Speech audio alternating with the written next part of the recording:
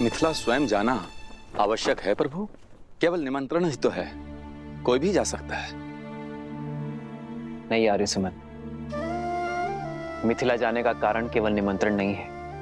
मिथिला मेरी प्रतीक्षा कर रही है। सीता के साथ जो हुआ उस पर मिथिला ने कोई आपत्ति नहीं की। यदि अब यह जमाता निमंत्रण देने नहीं पहुंचेगा तो उनका मन विचलित हो सकता है और फिर मिथिला में मेरी सीता की स्मृतियां बसी हैं। मिथिला की वो गलियां, वो आंगन, वो बाग, वो उपवन, वो सभा मैं पुनः देखना चाहता हूं आर्यसुमंत, जहां मेरी सीता पली बढ़ी, जहां मैं उससे मिला। वर्षों से मैंने मेरी सीता को नहीं देखा है। उनके माता पिता का आशीष लूंगा तो मेरे मन को थोड़ी ठंडक पहुंचेगी। प्रभु, मेरी भी प्रबल इच्छा है वहां पर जाने की। मेरी तो सदा से ही इच्छा थी उस पावन भूमि को देखने की जिसने इस संसार को और मेरे प्रभु श्री राम को माता सीता दी। प्रभु, आपके आशीर्वाद से आज ये मेरा स्वप्न भी पूरा हो जाएगा। ये कोलाहल कैसा है? प्रभु, मैं देखता हूं।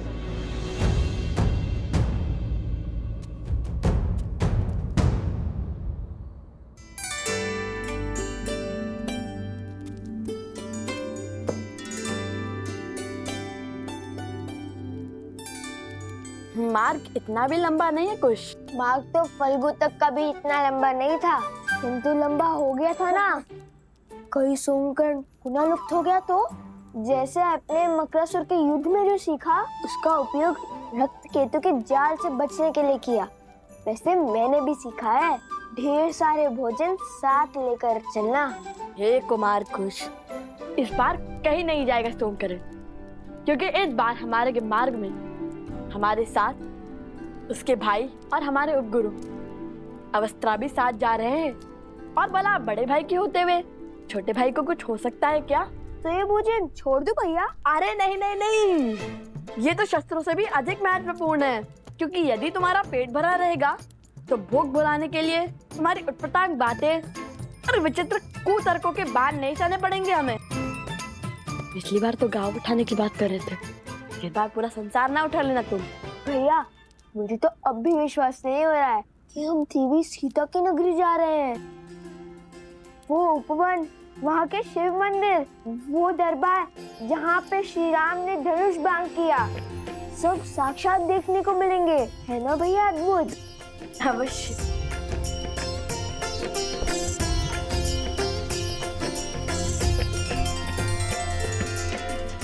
जो आपका कार्य है आप वो कीजिए और नीति को अपना कार्य करने दें।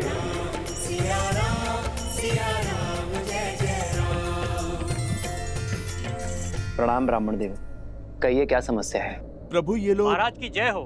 मैं मत्स्य राज्य से आया हूँ, आपके लिए मत्स्य राज की राजकुमारी का विवाह का प्रस्ताव लेकर। ये देखिए महाराज, उर्वशी और रंभा से भी अधिक सुंदर है हमारी राजकुमारी। महाराज, त्रिशानु की ओर से छोटी सी भेंट।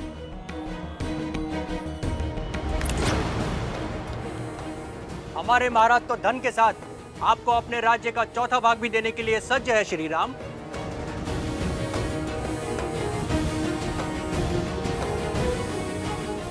आप सबका प्रस्ताव भले ही उचित हो, किंतु उसे देने का उपक्रम अनुचित भी है और अनीतिपूर्ण भी।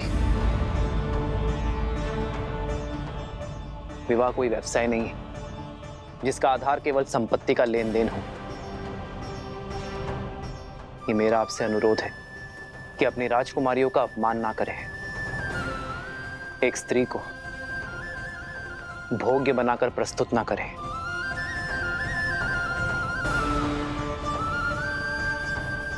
अपना वर चुनने का अधिकार केवल स्त्री का होता है। अपनी राजकुमारियों का स्वयंवर आयोजित कीजिए।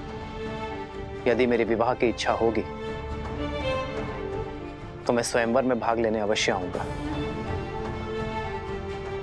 धन्य है आप श्री राम, आपके शब्दों ने हमें हमारी भूल का आभास करवाया। आपके आदेश का पालन अवश्य होगा। धन्यवाद। आप सब बड़ी दूर से आए हैं। कुछ दिनों के लिए अयोध्या में विश्राम आदि करके ही लौटिएगा। आज्ञा दे।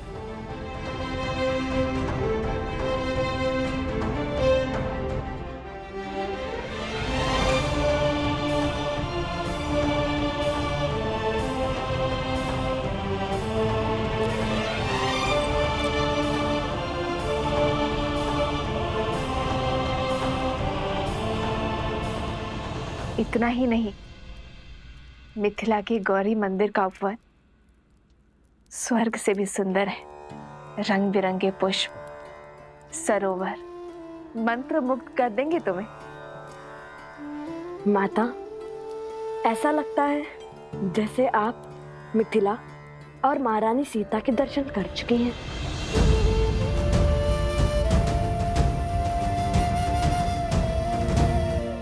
हाँ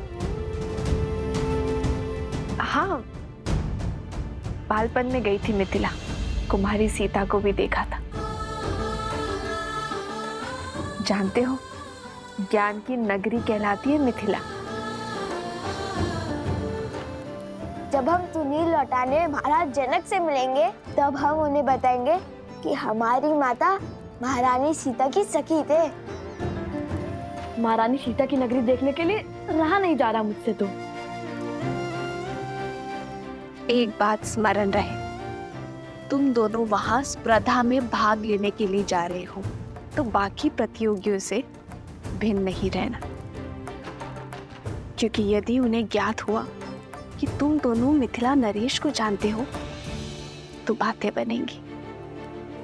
तुम दोनों जीत तो जाओगे, किंतु अन्य स्पर्धक मिथिला नरेश पर पक्षपात का लांछन लगाएंगे। तो उचित यही होगा, इस स्पर्धा के अंत होने तक तुम दोनों उनकी दृष्टि से ओझल रहना। जी माता।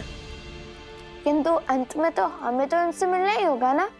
हम उन्हें कहेंगे कि प्रभु श्री राम और महारानी सीता के नाम पे पत्र लिख दे, जिससे अयोध्या पहुंचाने का कार्य हम करेंगे। पर इसी बहाने प्रभु श्री राम और महारानी सीता दोनों के दर्शन पालेंगे। अवश्य, किंतु महारानी सीता को माता सीता कहोगे तो उन्हें अधिक सुख मिलेगा। माता सीता? माता सीता?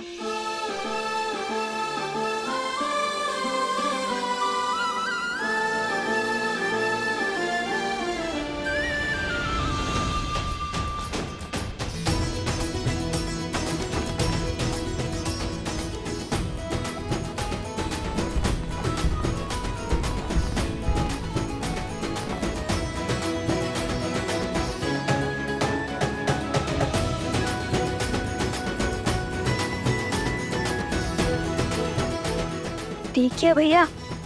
कितना भव्य आयोजन लगता है। कहाँ से लोग इस प्रतियोगिता में भाग लेने आ रहे हैं। माता ने जैसे बताया था, बिल्कुल वैसा ही है मिथिला का प्रवेश द्वार।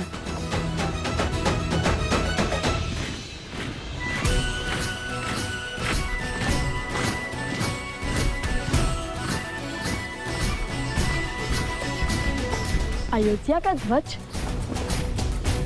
ये क्या अयोध्या की सेना आ रही है? सेना नहीं, ये महाराज के रक्षक हैं। ये तो अयोध्या की सेना की केवल एक टुकड़ी है। अर्थात? वो देखो, महाराज का रथ, उनका छत्र।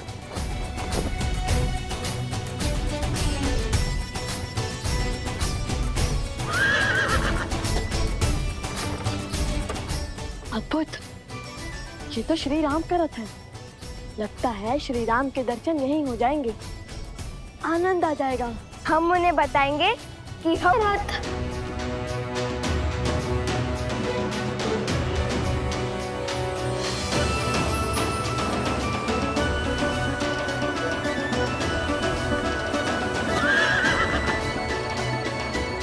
जय श्री राम।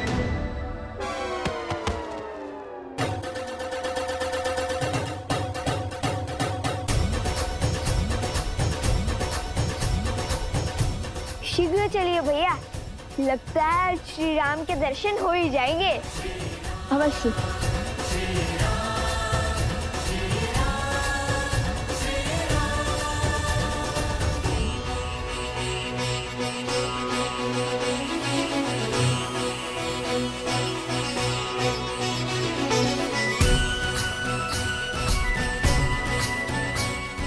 राजगुरु सतानंद जी, ये मैं क्या सुन रहा हूं?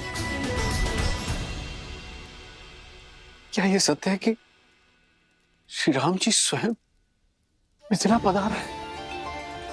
100% महाराज, ये रक्षक टुकड़ी अयोध्या नरेश महाराज श्री राम की है, जो सदैव महाराज की यात्रा के साथ ही होती है। और मुझे ऐसा प्रतीत हो रहा है कि ये आपको अश्वमेध यज्ञ हेतु आमंत्रित करने आ रहे हैं।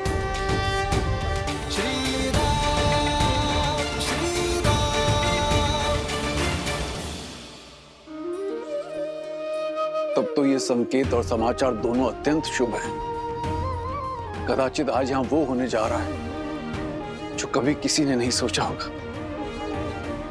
भ्राता कुशाध्वज, अयोध्या नरेश के विशेष स्वागत का प्रबंध किया जाए और कोई ये ना भूले कि वो हमारे जमाता भी हैं। क्षमा महाराज, किंतु मिथिला की राजकुमारी आपकी पुत्री का त्याग करने वाले का कैसा स्वागत सत्कार।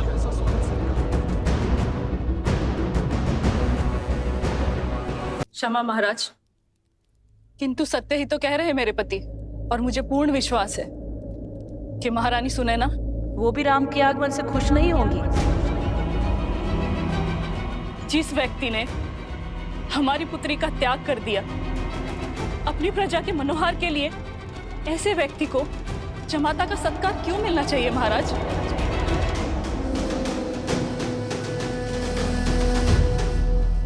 उचित कह रही हैं देवी चंद्रभागा। महाराज, अयोध्यापति को किसी विशेष स्वागत का अधिकार नहीं है।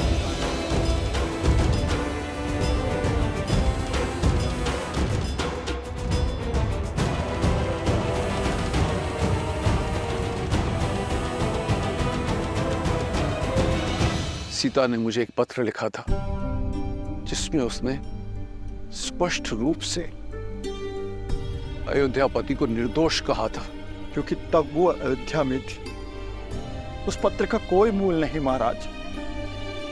मूल है तो हमारे दुख का, जो सीता के विरह के कारण हमें मिला।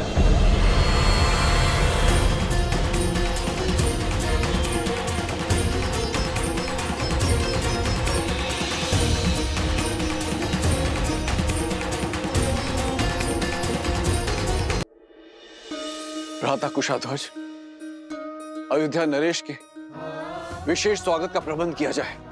क्षमा महाराज, आपकी पुत्री का त्याग करने वाले का कैसा स्वागत सत्कार। सीता ने मुझे एक पत्र लिखा था जिसमें उसने स्पष्ट रूप से अयोध्यापति को निर्दोष कहा था, क्योंकि तब वो अयोध्या में थी। उस पत्र का कोई मूल नहीं महाराज। मूल है तो हमारे दुख का, जो सीता के विरह के कारण हमें मिला।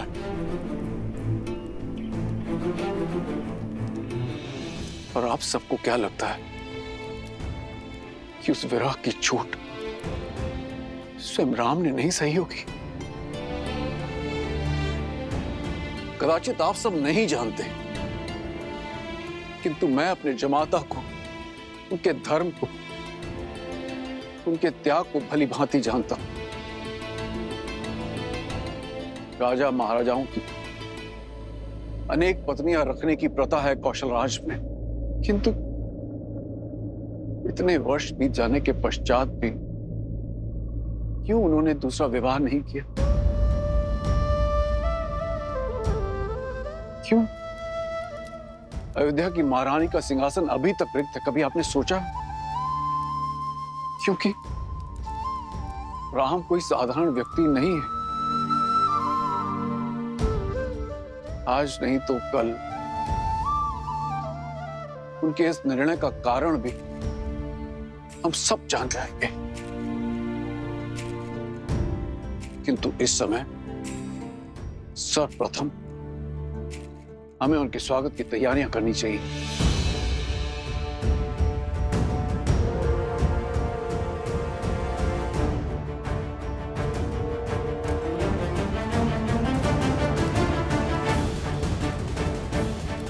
ये हमारा आदेश है।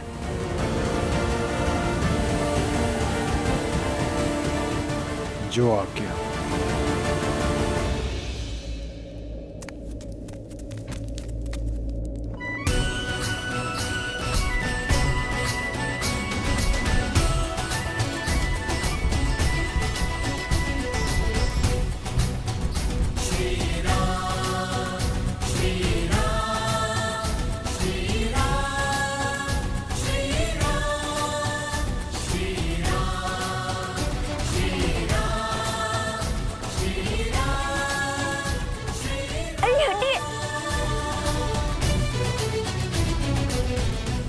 भैया, रथ में तो कोई नहीं है।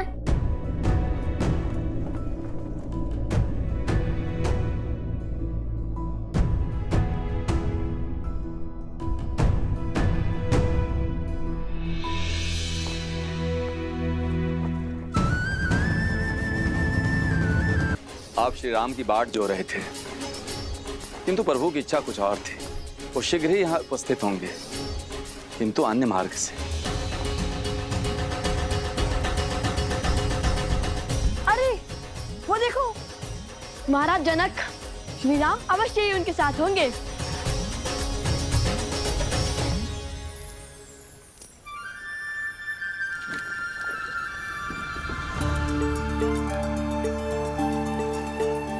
लगता है इस मार्ग से बीती कोई स्मृति जुड़ी है। हाँ हनुमान, ये वही मार्ग है जहां से गुरु विश्वामित्र हमें अयोध्या से मिथिला लेकर आए थे।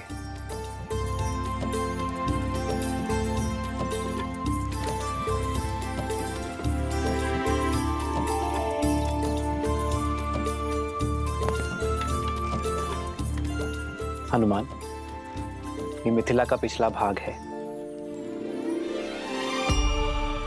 सदा धीर रहने वाले प्रभु तनिक अधीर लगते हैं। हो भी क्यों ना, कहीं जाकर किसी को धन्यवाद जो कहना है। यदि प्रवेश द्वार से आते तो नियम और स्वागत के बंधन विलंब कर देते हैं। मैं मिथिला में सर्वप्रथम किसी और के दर्शन का अभिलाषी। ऐसा कौन सा स्थान है जहां जाने के लिए आप इतने आतुर हैं?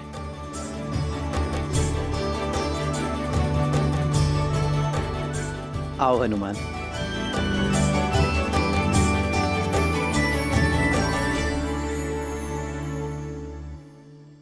ये रहा महाराज जनक का प्रवास। तुम्हें कैसे पता कि ये राजमहल है? किसी राजा के महल सा लगता तो नहीं। क्योंकि महाराज जनक महाराज से पहले एक ज्ञानी और एक पंडित है, और ज्ञान के पुजारी सामान्य जीवन जीते हैं। और हमारी माता ने भी महल का यही वर्णन दिया था। लव और कुश को मिथिला ले जाओ। सारी मिथिला के सामने कहना कि वन देवी ही सीता है।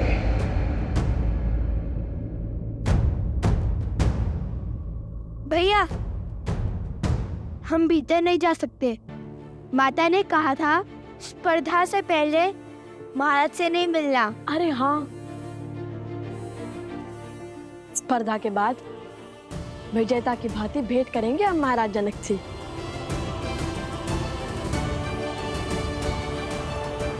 चलो।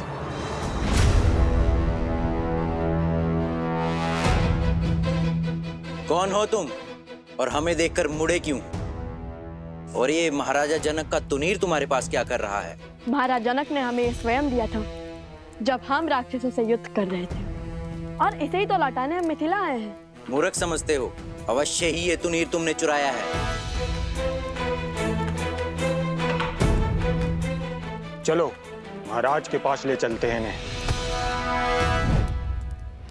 सावधान, वेशभूषा से कभी भी किसी का आकलन नहीं करते हैं। रावण ने भी श्री राम को एक वनवासी समझ के यही भूल की थी।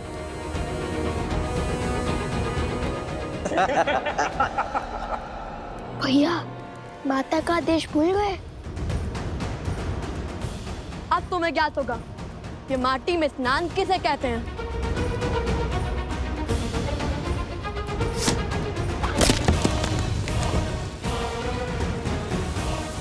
भागो भैया।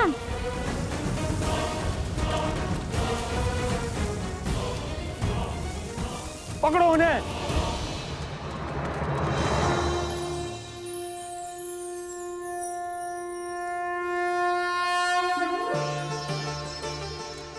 माता,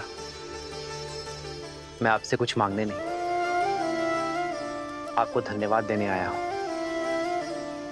आपके इसी दिव्य मंदिर में, आप ही के छत्र छाया में मैं अपनी सीता से पहली बार मिला था। सीता को मेरे जीवन में लाने के लिए, उसे मेरी जीवन संगिनी बनाने के लिए धन्यवाद माता। सब सुख तो पा लिया मैंने, किंतु दुख केवल इस बात का है कि मेरी संतान आपके दर्शन से वंचित रह गई। किंतु मुझे पूरा विश्वास है कि शीघ्र ही वो भी आपके द्वार पर होंगे। तो ये है वो स्थान जहां आने के लिए प्रभु इतने व्याकुल थे। हनुमान, आओ निमंत्रण देने चलते हैं।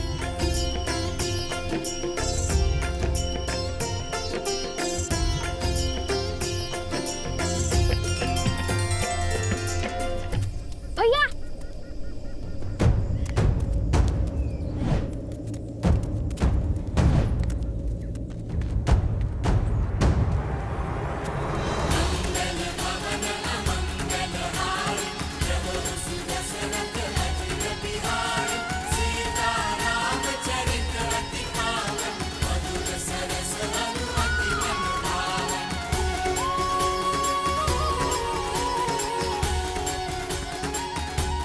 ये बालक कौन है हनुमान?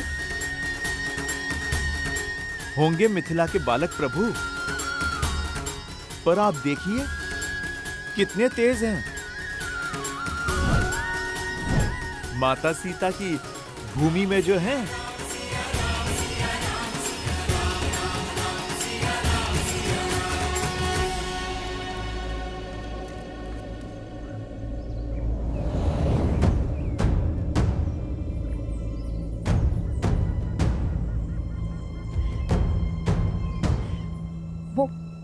वो छिद्र बहुत ही छोटा है, हम उसके भीतर जाते हैं। वहां से अचानक प्रवेश नहीं कर सकते। चलो। कुछ जल्दी आओ। आजा। उनमें से एक वो रहा तुनी चोर, पकड़ो उसे।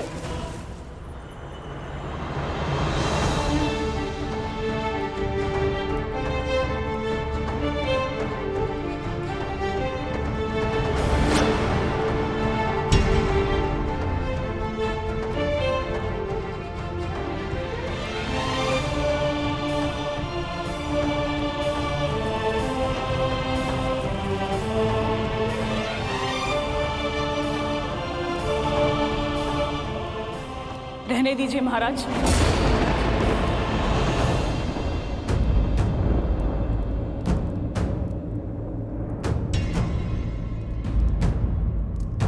लज्जित ना कीजिए।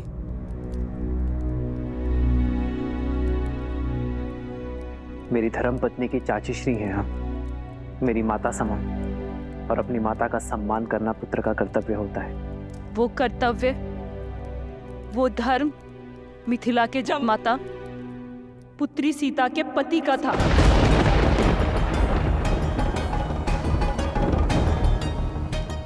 परंतु आज यहाँ अयोध्यापति खड़े हैं, वो अयोध्यापति जिन्होंने धर्म की स्थापना के लिए मेरी पुत्री सीता का त्याग कर दिया। बस चंद्रभागा, बस कर।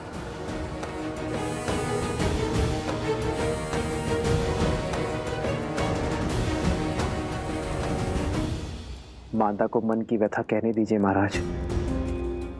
हृदय की पीड़ा को ना बताया तो वो घाव बन जाती है। कितने महान है ना आप, फिर से यहाँ महानता जताने का अवसर खोया नहीं आपने।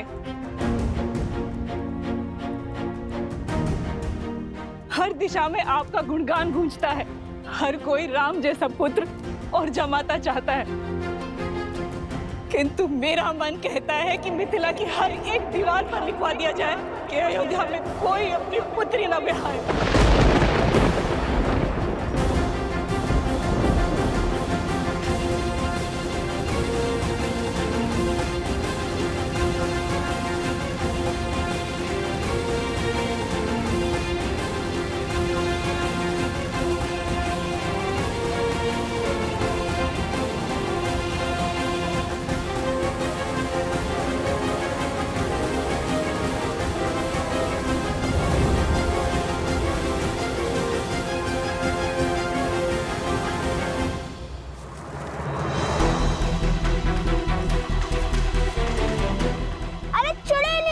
हे प्रभु, ये तो हमें रस्सी की भांति खींच रहे हैं। महादेव!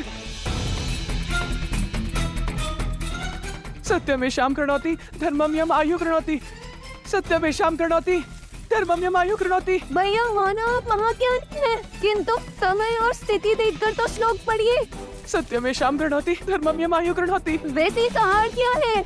अर्थात जो सत्य के साथ खड़े होते हैं, सत्य होते हैं, उनके सभी कार्य शुभ होते हैं। उपगुरु स्वयं को संबल दे रहे हैं, समझे? उपगुरु ये श्लोक मत पढ़िए। जिस सैनिक ने आपको पकड़ा है उसका प्राण खींच लेगा ये मंत्र। कर्तव्य निभाते हुए सैनिकों की दंड देना। हम ऋषि कुमार हैं, इस श्लोक में बहुत शक्ति है। आंधियां उठने लगेंगी, प्रलय आने लगेगा।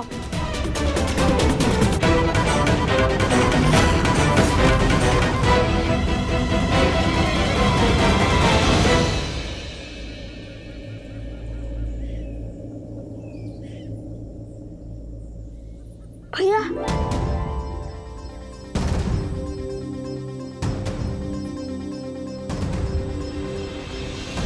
क्या माता सुनैना भी इसीलिए नहीं आई स्वागत करने? वो भी मुझसे क्रोधित होंगी ना? वो अस्वस्थ हैं, चल फिर भी नहीं सकते। हाँ, हूं मैं आपसे क्रोधित श्री राम।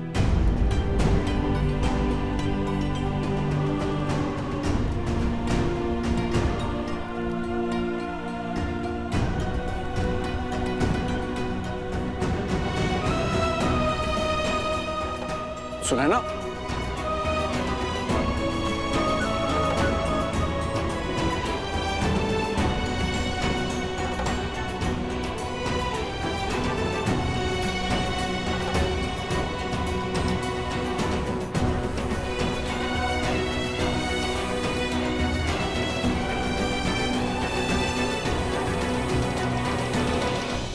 कन्या के विवाह के पश्चात केवल कन्या ही वर के घर की नहीं हो जाती, जमाता भी कन्या के माता पिता के पुत्र बन जाते हैं।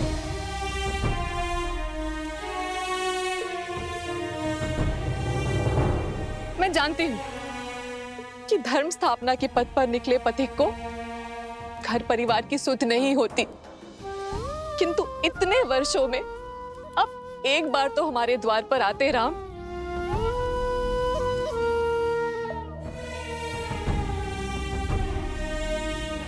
कैसे आता माँ? कहां से लाता इतना साहस? अपना मुख दिखाने की शक्ति कहां से लाता मैं माँ? किंतु आपकी स्थिति का तनिक भी भान होता ना मुझे, तो मैं शीघ्र अतिशीघ्र यहाँ आ जाता। और कोई बहाना है आपके पास?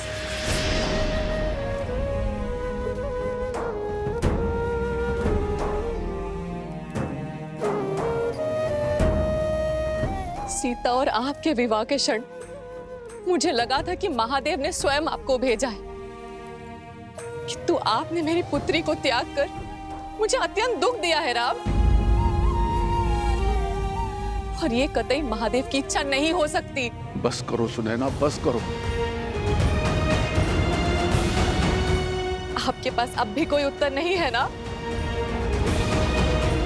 कभी कभी उत्तरदायित्व के बोझ तले उत्तर दब जाते हैं माँ। कुछ दाग ऐसे होते हैं जो सदियों तक नहीं मिट पाते।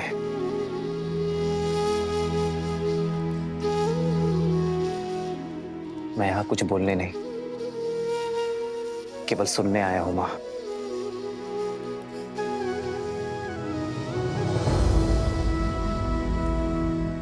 एक माँ के मन का भार उतारने आया हूं मैं माँ।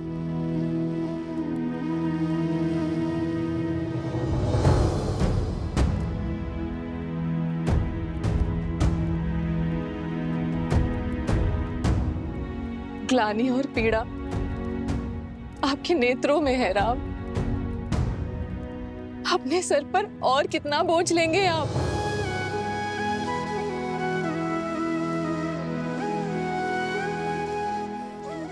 धन्य है आप जो स्वयं के पक्ष में आपको किसी प्रमाण की आवश्यकता नहीं है।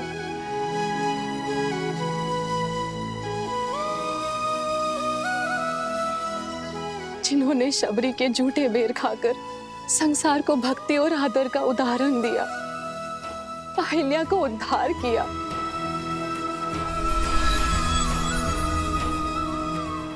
ताड़का को मोक्ष दिया,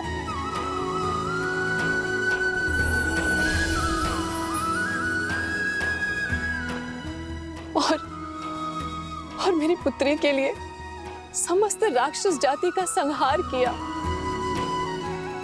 यदि वो मेरे द्वार पर आए और उनके आगमन पर मैंने आरती से उनका स्वागत नहीं किया, तो इस संसार में मुझसे बड़ी अभागन कोई नहीं होगी। मिथिला में आपका स्वागत है राम।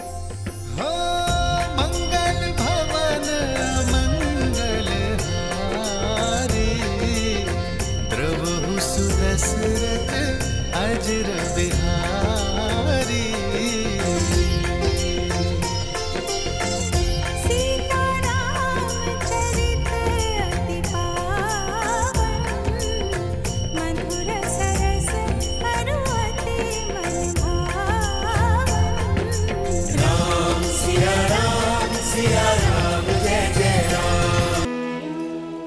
ये तो वही स्थान है जहाँ देवी सीता, नहीं, माता सीता और प्रभु श्री राम मिले थे, वो भी पहली बार।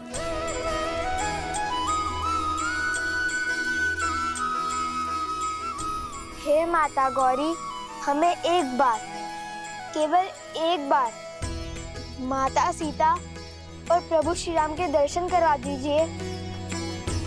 ये हमारी विनती है।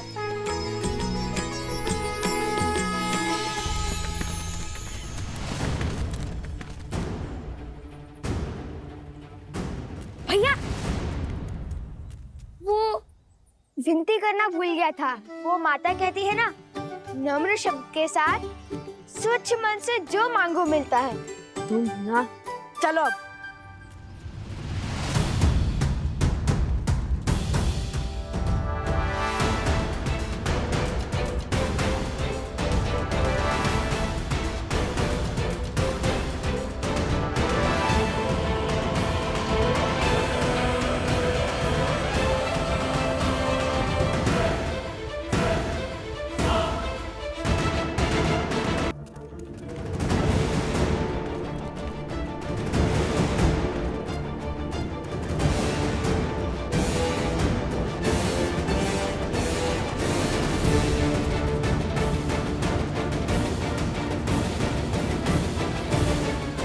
सावधान, बाईं ओर।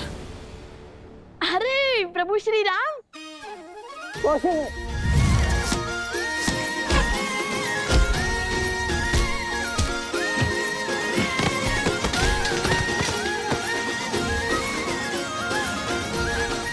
भागो भागो।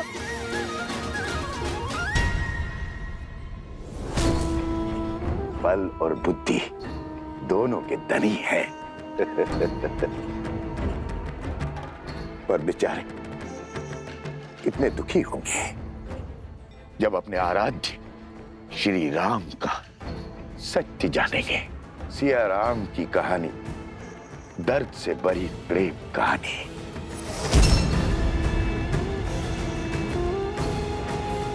प्रेम कहानी। त्राहिमाम, त्राहिमाम। धन्य हो गया मैं महाराज जनक, जहां साक्षात भूमिजा माता अवृत थीं। उनकी धूल इस माथे पर लगाने का सौभाग्य मिला। तर गया महाराज ये हनुमान।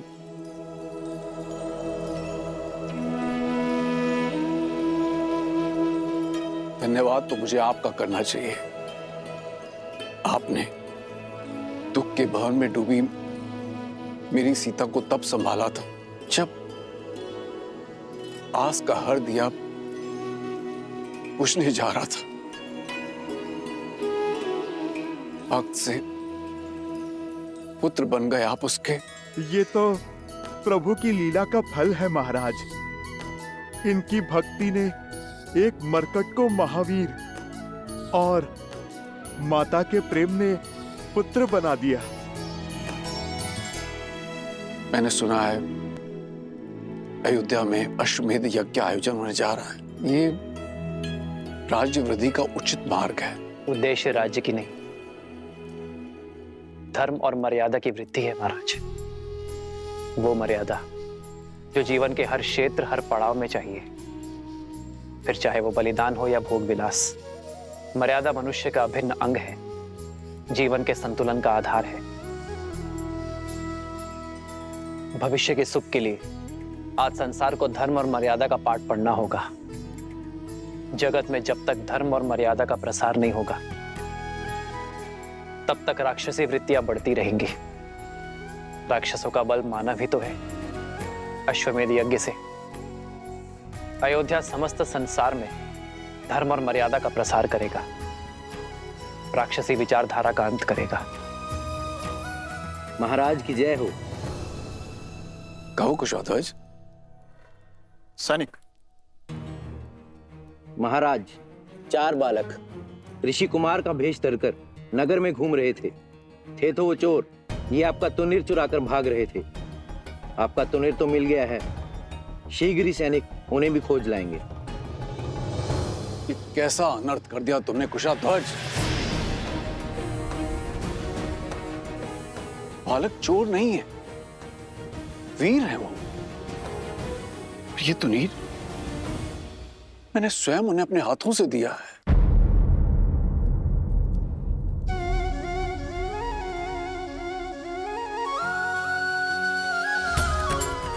उन्हीं वीर बालकों की तो मैं यहां पर प्रतीक्षा कर रहा हूं, और आपने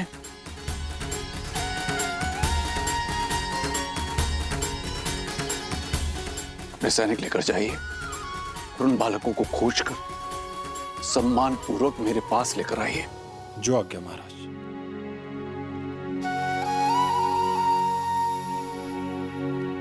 महाराज, आपने अपना दिव्य तुणीर उन बालकों को दे दिया। अवश्य ही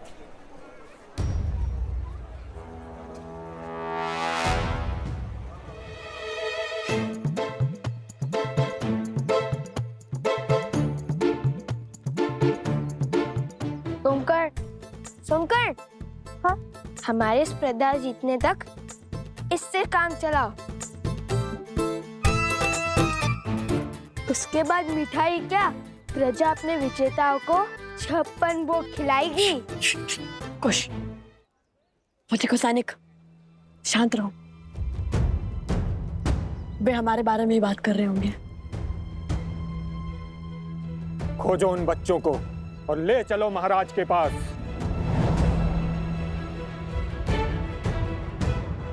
भैया, कहा था ना, तुनीर इतना साफ मत कीजिए। यदि मलिन होता तो किसी को कुछ पता नहीं चलता। अब क्या करें?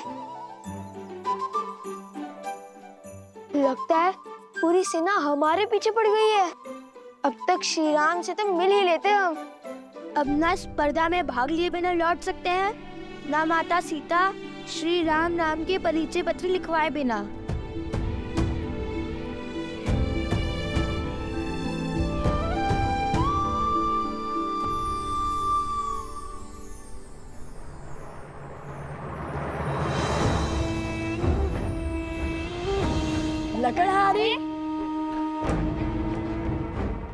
स्वर्ण है, हम वन में मिले थे। स्मरण है, स्मरण है। आपका बैल और आपकी बैलगाड़ी दोनों ही आश्रम की सेवा में हैं। धन्य हो भगवान, धन्य हो। इसका अर्थ है कि मेरा दान सिद्ध हो गया। जी हाँ। क्षमा करना, मैंने आप लोगों की वार्तालाप सुन ली थी। सैनिकों से बचने के लिए और स्पर्धा में भाग लेने के लिए अपना वेश बदल लो। ये तो उचित विचार है, किंतु हम वेश कैसे बदले? हमें तो कोई माया भी नहीं आती।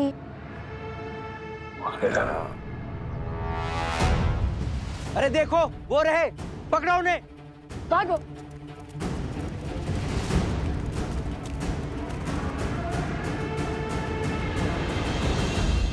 लवकुश बड़े ही मधुर नाम है और अद्भुत प्रतिभा के धनी जान पड़ते हैं ये बालक।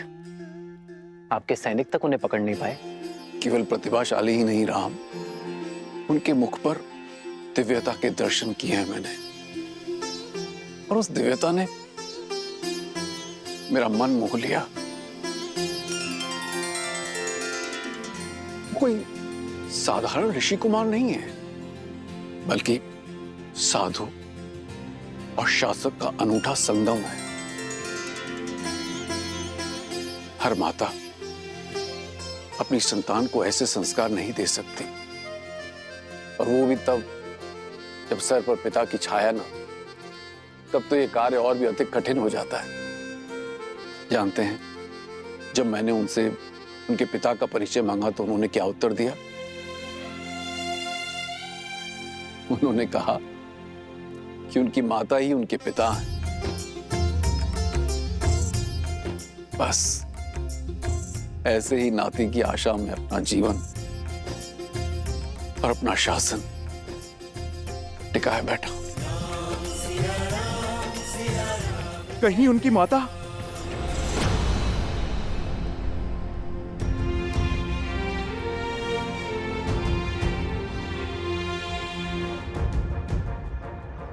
इतनी बड़ी स्पर्धा, इतने आगंतुकों का स्वागत, और ऊपर से ऋषि कुमार। नगर के कोने कोने में फैल जाओ, शीघ्र उन्हें पकड़ के महाराज के समक्ष प्रस्तुत करना है, समझे? वो देखो, वो रहे, पकड़ो इन्हें।